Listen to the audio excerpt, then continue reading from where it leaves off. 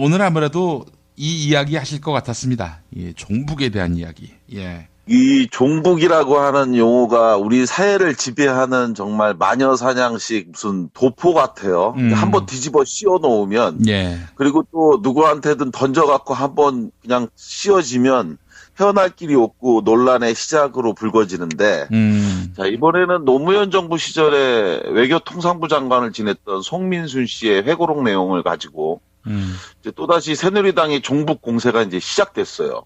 우병우하고 최순실 게이트, 즉 요즘 유행하는 이른바 우순실 게이트라는 이야기 들어보셨죠? 우순실의 개념을 처음 제가 꺼냈을걸요. 그 우순실이란 가수는 있었지만은 네. 우병우 플러스 최순실 이거를 엮어가지고 우순실이라는 말은 아마 제가 처음 만들어냈을 겁니다. 예. 저작권을 우리 김 PD님이 갖고 계신 건데. 아이 뭐 그런 게 어디 있습니까? 네. 이 우순실 게이트로 인해서 박근혜 권력과 새누리당 지지율이 폭락하니까 예. 이를 극복하기 위해서 낡고 더러운 수법, 이 새누리당이 아주 그 전통적 수법이죠. 잊지도 않은 빨간 허수아비를 세워놓고 저것이 빨갱이다라고 하면서 이제 사람들을 현혹시키는 한심한 일이 또 벌어지고 있는 거죠. 예. 김 PD님 오늘 이야기를 제가 할 거라고 예상하셨다는데 사실 또 할까 말까 고민을 많이 했습니다. 왜 그랬냐면요. 이게 이제 새누리당의 의도에 따라서 우리가 이 문제를 계속 따라서 언급하는 것이 이제 또 하나의 한심스러운 공작에 우리가 넘어가는 일이 아닐까 싶어서 얘기를 자꾸 하는 게 옳은가 싶은 또 한심스러운 생각도 있었어요. 저 스스로도 이걸 계속 같이 떠들어주는 것 또한 걔네들이 원하는 건데 싶은데 어차피 이 문제가 이렇게 불거진 상황에서 또 그냥 있는 것 또한 또 앞뒤가 안 맞는 것 같아서 이왕 이렇게 된 거 어차피 그동안 북한 권력과 대한민국 대통령 또는 주요 정치인 사이에 어떤 메시지를 주고받았는지 한번 정리해보는 그런 계기로 삼는 것도 괜찮겠다 싶어서 이번 주 김용민 브리핑 본격 정치 논평의 주제로 삼았습니다. 예. 이제 사건 내용 뭐 이걸 길게 인용할 생각은 없고 김용민 브리핑 애청자라면 익히 내용을 잘 아실 거라고 생각해서요. 예. 핵심적인 내용만 간략하게 아주 핵심 그 생선의 눈동자 같이 핵심적인 내용만 이제 정리해 보면 예. 이제 여러 사람들의 의견 그때 당시에 참석했던 사람들의 증언을 종합해 보면 이런 겁니다. 이제 송민순 씨는 자기 회고록에서 당시 청와대 비서실장이었던 문재인 전 대표가 북한의 의견을 물어 이 표결에서 기권하기로 결정했다는 취지로 회고록에서 쓰고 있는데요. 당시 회의에 참석했던 사람들의 증언을 종합해보면 2007년 11월 15일이죠. 이날 처음 북한 인권 결의안이 다뤄졌는데 이 자리에서 문재인 당시 비서실장은 찬성 의견을 피력했다고 합니다. 그런데 다음 날인 16일, 하루 지난 다음 날이죠. 이날 치열한 토론 결과 다수 의견이 북한 인권 결의안에 참여정부는 기권하기로 의견이 모여지니까 이에 대해서 문 전 비서실장이 이를 따라갔다. 이게 이제 당시 참석했던 사람들의 종합된 의견인데 이것에 대해서 마치 지금 북한의 표결에 대한 찬반 또는 기권 여부에 대한 의견을 물어본 후에 그리고 나서 그 뜻에 따라 기권한 것처럼 주장하고 있는 건데요.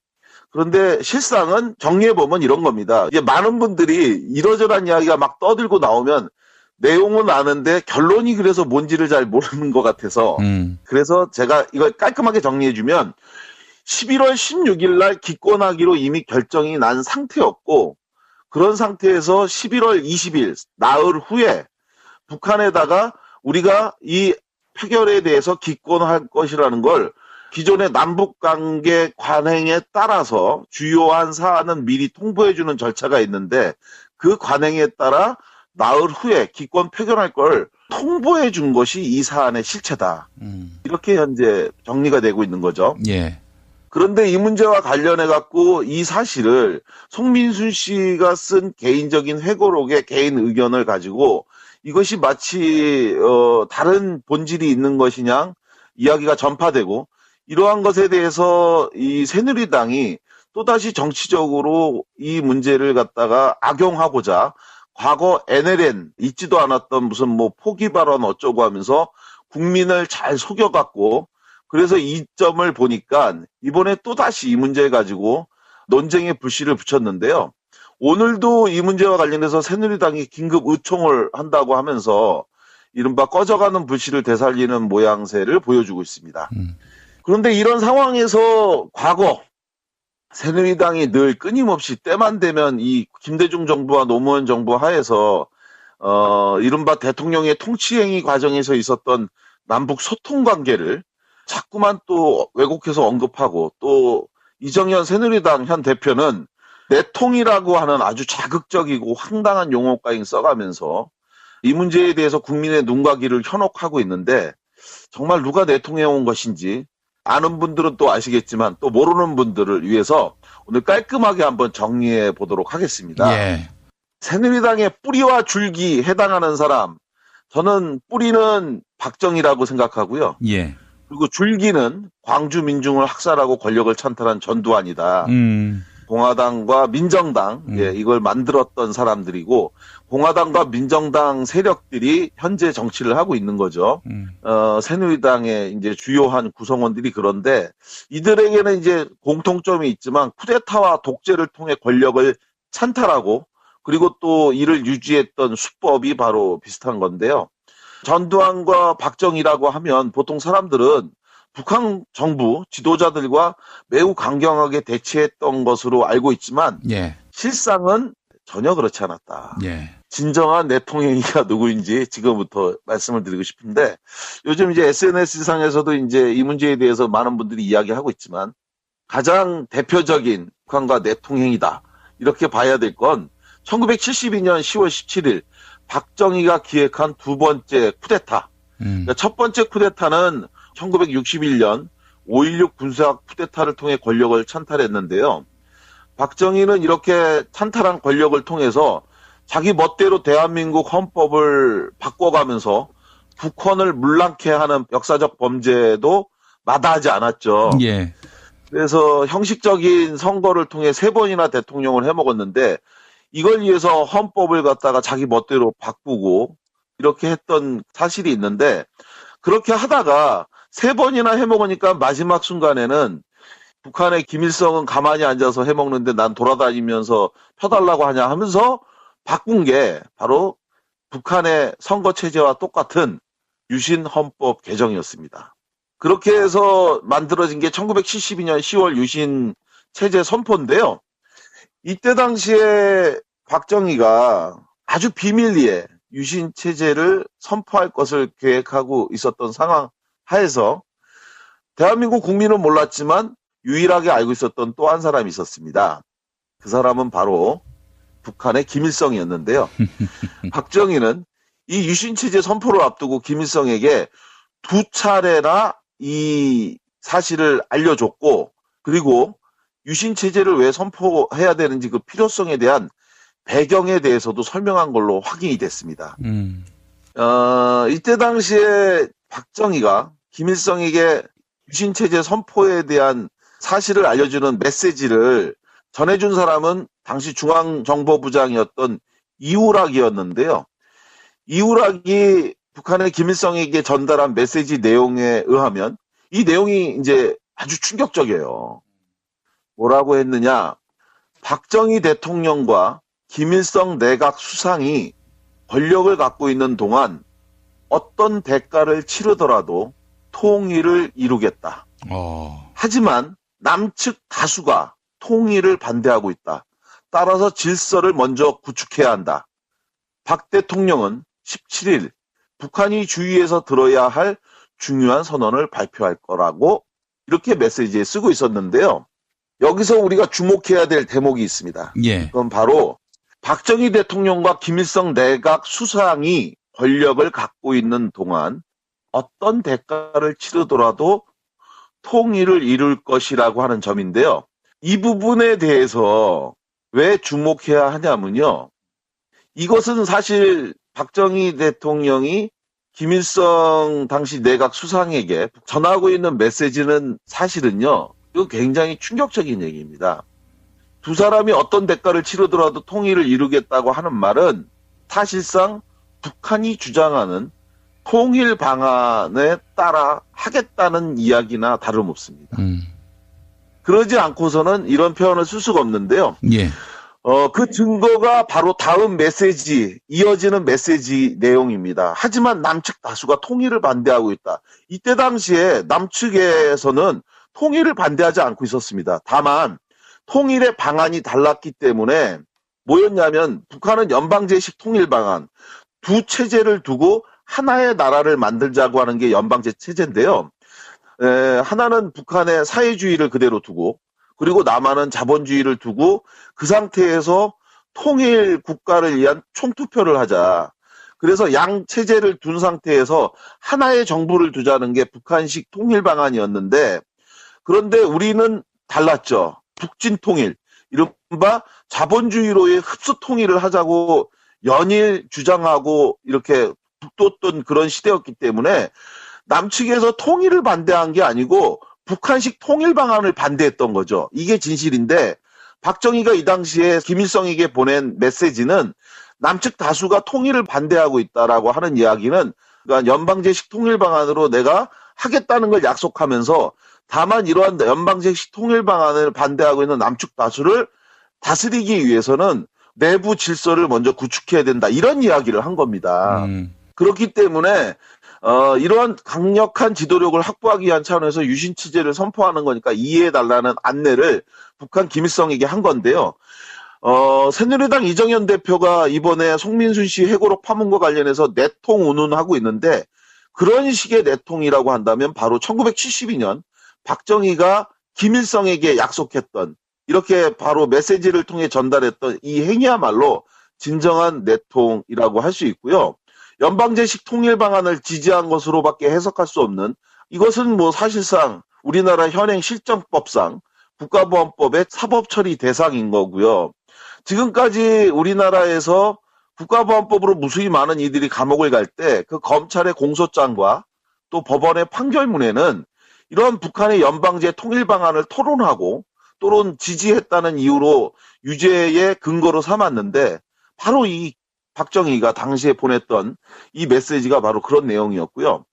실제로 북한 역시 이러한 박정희와 김일성이 공감한 이 북한의 연방제 통일 방안에 대해서 또 다른 증거를 찾아볼 수 있는데 그것이 바로 1972년 9월 22일 북한의 내각 수상인 정준택 부수상이 루마니아의 차우세스쿠 당시 대통령에게 7.4 남북 공동성명의 배경을 설명하는 자리에서도 확인이 되는데요. 이 자리에서 정준택 부수상은 차우세스쿠에게 뭐라고 얘기했냐면 우리가 잘 싸운다면 박정희가 남북 연방제를 받아들이도록 할 수 있다.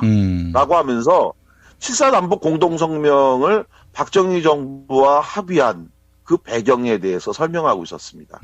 그리고 바로 이러한 이야기가 있고 난 다음에 박정희가 김일성에게 보낸 메시지에 우리가 같이 권력의 자리에 있는 동안 그 어떤 대가를 치르더라도 반드시 통일을 이루겠다. 이런 이야기를 한 겁니다. 이게 만약에 문재인 전 대표가 했다면 어떻게 됐을까요? 문재인 전 대표가 했다면. 지금 걸기대에 나오고 그냥 상상해보면 이 발언이야말로 진정한 이 내통행위고요. 단순히 외교적 수사를 뛰어넘어서 진짜 내부 공모를 한 거다.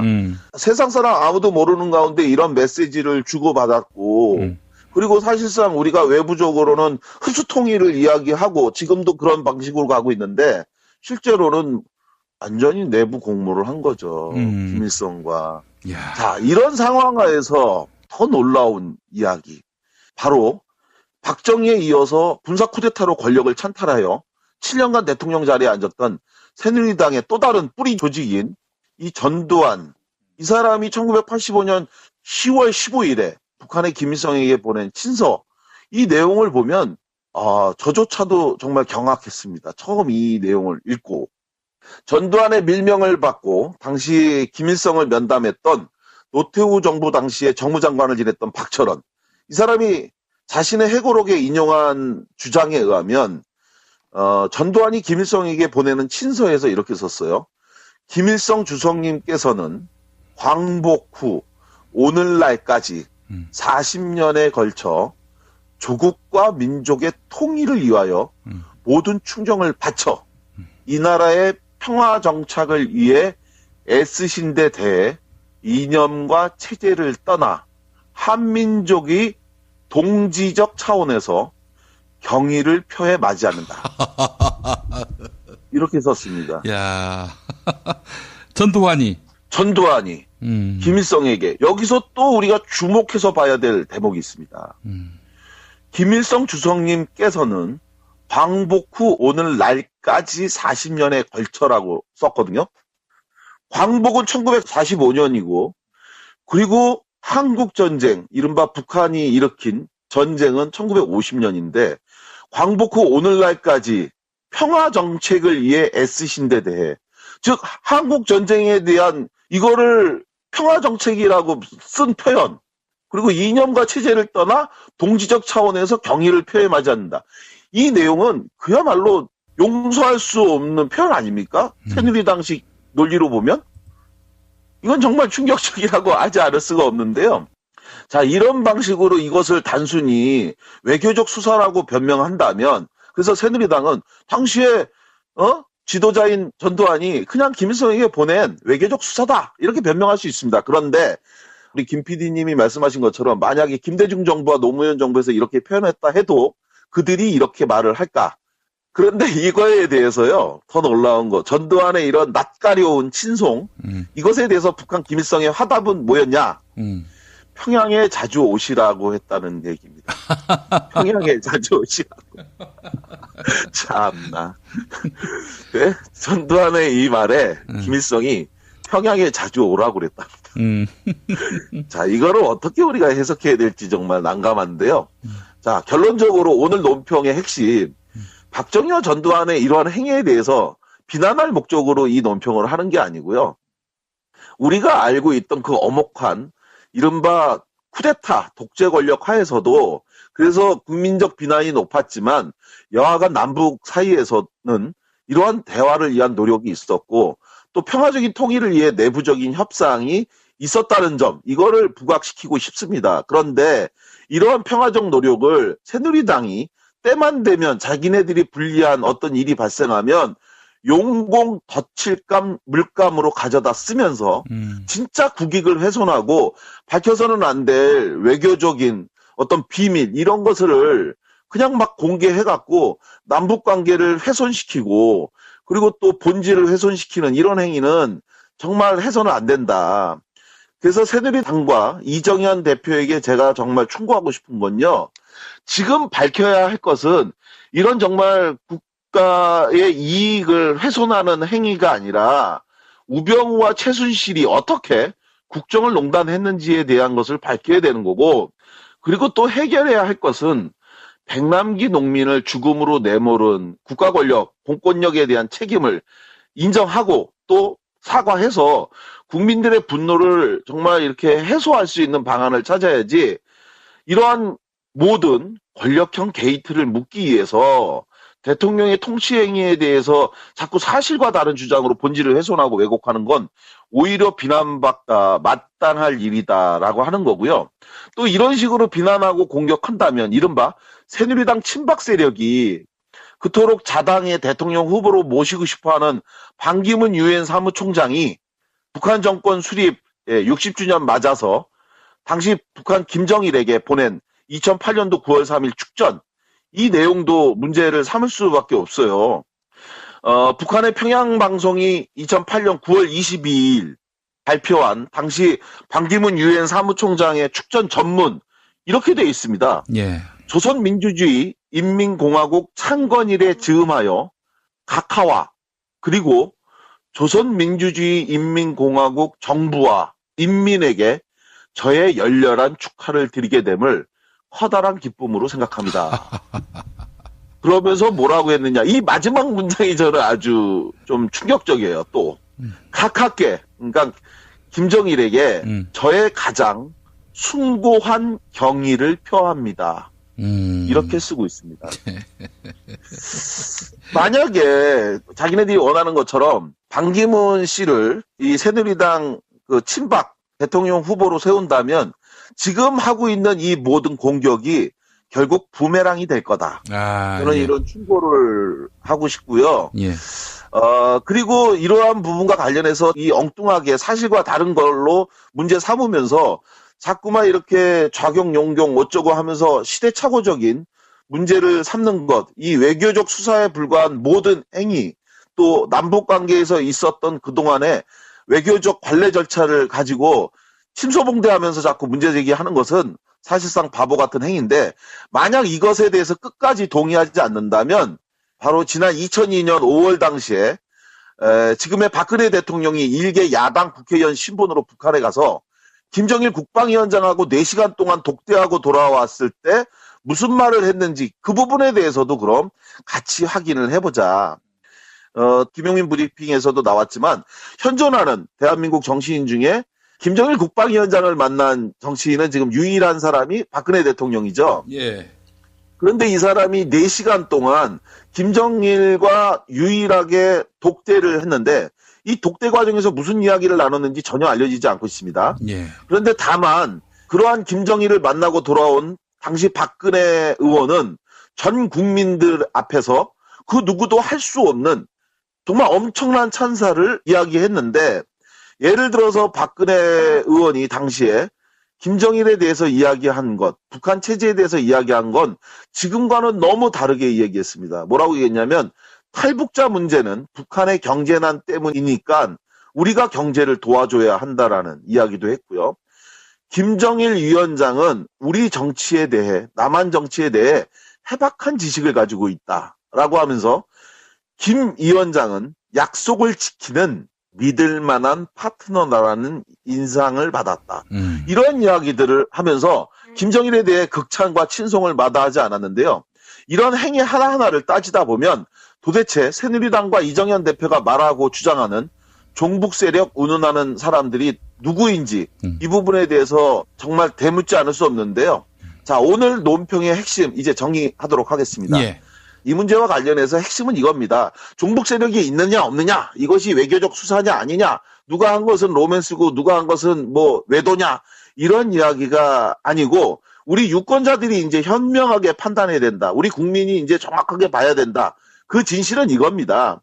김대중 노무현 정부 10년과 이명박 박근혜 권력 10년, 이건 절대 같을 수가 없다라는 것, 이거는 뭐 우리가 다 익히 아는 사실입니다. 앞서 민주정부 10년, 김대중 노무현 정부 10년은 일본 극우 세력의 도발 행위에 대해서는 아주 단호한 태도를 취했습니다. 그러면서 북한에 대해서는 햇볕 정책을 통해 경제 번영과 평화를 지향했던 것이 바로 김대중 노무현 정부 10년이었죠. 하지만 이명박과 박근혜 현 권력은 지난 민주정부 10년과 거꾸로의 길을 걸어갔습니다. 이게 바로 두 권력의 차이인데요. 독도 문제에 대해 이명박은 지금은 곤란하다, 잠시 기다려달라는 말로 일본에 화답을 했고요. 또 지금의 박근혜 정부는 일본군 위안부 피해자의 한을 돈 10억엔에 팔아버렸습니다.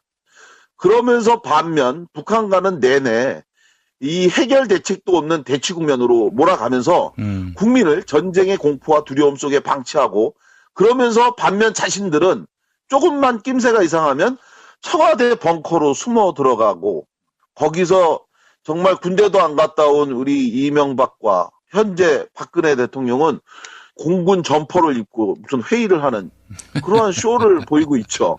예.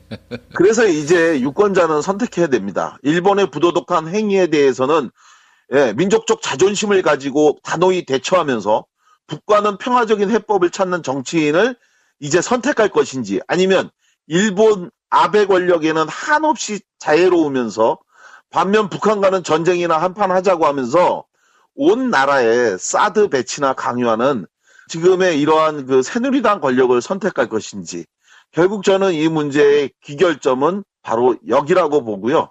이것이 오늘 제가 드린 김용민 브리핑 본격 정치 논평이었습니다. 예. 고맙습니다. 이거 뭐 잣대를 동일하게 하던지, 아니면은 지금 박정희, 전두환, 박근혜가 취했던 대북 메시지, 레토릭, 이것을 표준으로 삼아서 뭐 그 이상 되는 사람이 아닌 이상은 문제 삼지 않기 하든지. 이게 뭐 새누리당은 여하간 지들이 하면 로맨스고 남들이 하면 불륜인 이런 식의 이중잣대로 그동안 뭐 색깔론 해왔는데, 하여튼 제가 이야기한 대로 그런 기준에 맞춰서 이야기하기 힘들다면 당의 문을 닫던가, 논리와 상식을 완전히 농락하는 이런 정당은 참 백해무익한 정당이다, 이렇게 얘기 안 할 수가 없습니다. 정말 뻔뻔한 게 이 방송 내용에서 다 담을 수 없는 이야기들이 많이 있잖아요. 예. 판문점 총격 요청 사건 같은 경우. 참. 이게 정말 부끄러운 게, 예전에 김대중 정부 시절에 당시 남북 정상회담을 갔을 때 우리 쪽에서 데리고 간 사람을 이제 대통령이 이제 김정일한테 소개할 때 국정원장 아무개입니다라고 이렇게 소개를 하니까, 그때 김정일이 했던 말이 뭐냐면, 저 사람들 우리한테 선거 때 판문점에서 총 쏴달라고 부탁했던 그 사람들이죠? 라고 하면서 얘기를 했다는 거예요. 이러한 일을 했던 사람들이 자기네들이 한 진짜 있을 수 없는 이런 행위를 한 것에 대해서 반성과 부끄러움을 가지지 않고 자기네들 이야기는 덮어놓고 그냥 공세를 취하는 이런 태도, 정말 반성하기를 이 방송을 통해서 촉구합니다. 예, 알겠습니다. 자, 고상만 반장님 말씀 잘 들었습니다. 예, 고맙습니다. 오늘 아무래도 이 이야기 하실 것 같았습니다. 예, 종북에 대한 이야기. 예. 이 종북이라고 하는 용어가 우리 사회를 지배하는 정말 마녀사냥식 무슨 도포 같아요. 한번 뒤집어 씌워 놓으면, 예. 그리고 또 누구한테든 던져갖고 한번 그냥 씌워지면 헤어날 길이 없고 논란의 시작으로 불거지는데, 자, 이번에는 노무현 정부 시절에 외교통상부 장관을 지냈던 송민순 씨의 회고록 내용을 가지고 이제 또다시 새누리당의 종북 공세가 이제 시작됐어요.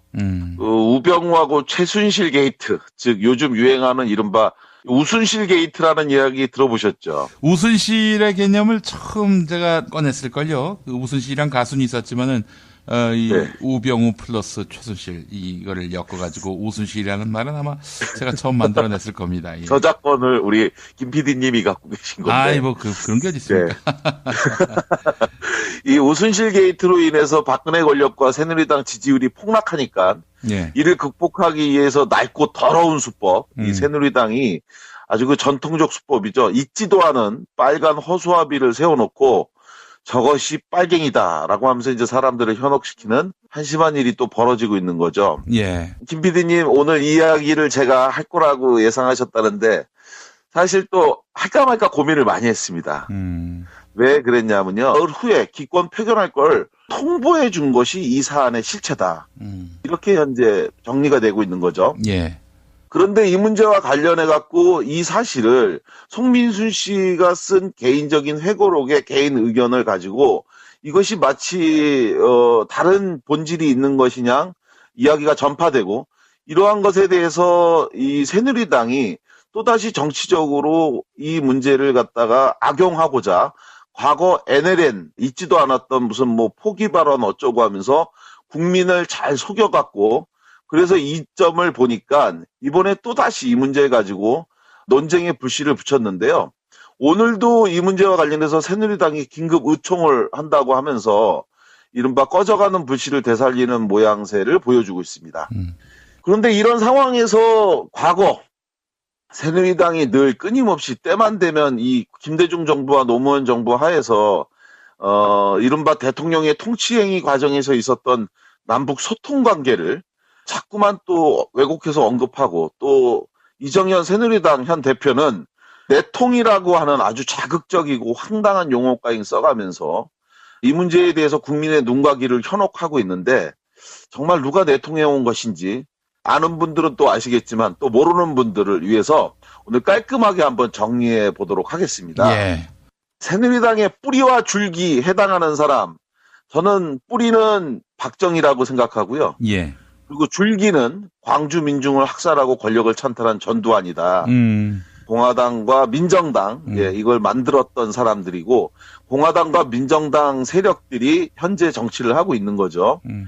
새누리당의 이제 주요한 구성원들이. 그런데 이들에게는 이제 공통점이 있지만 쿠데타와 독재를 통해 권력을 찬탈하고, 그리고 또 이를 유지했던 수법이 바로 비슷한 건데요. 전두환과 박정희라고 하면 보통 사람들은 북한 정부 지도자들과 매우 강경하게 대치했던 것으로 알고 있지만 예. 실상은 전혀 그렇지 않았다. 예. 진정한 내통행위가 누구인지 지금부터 말씀을 드리고 싶은데, 요즘 이제 SNS상에서도 이제 이 문제에 대해서 많은 분들이 이야기하고 있지만, 가장 대표적인 북한과 내통행위다, 이렇게 봐야 될 건 1972년 10월 17일 박정희가 기획한 두 번째 쿠데타. 그러니까 첫 번째 쿠데타는 1961년 5.16 군사학 쿠데타를 통해 권력을 찬탈했는데요. 박정희는 이렇게 찬탈한 권력을 통해서 자기 멋대로 대한민국 헌법을 바꿔가면서 북헌을 물랑케 하는 역사적 범죄도 마다하지 않았죠. 예. 그래서 형식적인 선거를 통해 3번이나 대통령, 이게 이제 새누리당의 의도에 따라서 우리가 이 문제를 계속 따라서 언급하는 것이 이제 또 하나의 한심스러운 공작에 우리가 넘어가는 일이 아닐까 싶어서 얘기를 자꾸 하는 게 옳은가 싶은 또 한심스러운 생각도 있었어요. 저 스스로도 이걸 계속 같이 떠들어주는 것 또한 걔네들이 원하는 건데 싶은데 어차피 이 문제가 이렇게 불거진 상황에서 또 그냥 있는 것 또한 또 앞뒤가 안 맞는 것 같아서 이왕 이렇게 된 거 어차피 그동안 북한 권력과 대한민국 대통령 또는 주요 정치인 사이에 어떤 메시지를 주고받았는지 한번 정리해보는 그런 계기로 삼는 것도 괜찮겠다 싶어서 이번 주 김용민 브리핑, 본격 정치 논평의 주제로 삼았습니다. 예. 이제 사건 내용 이걸 길게 인용할 생각은 없고 김용민 브리핑 애청자라면 익히 내용을 잘 아실 거라고 생각해서요. 예. 핵심적인 내용만 간략하게 아주 핵심 그 생선의 눈동자 같이 핵심적인 내용만 이제 정리해 보면 예.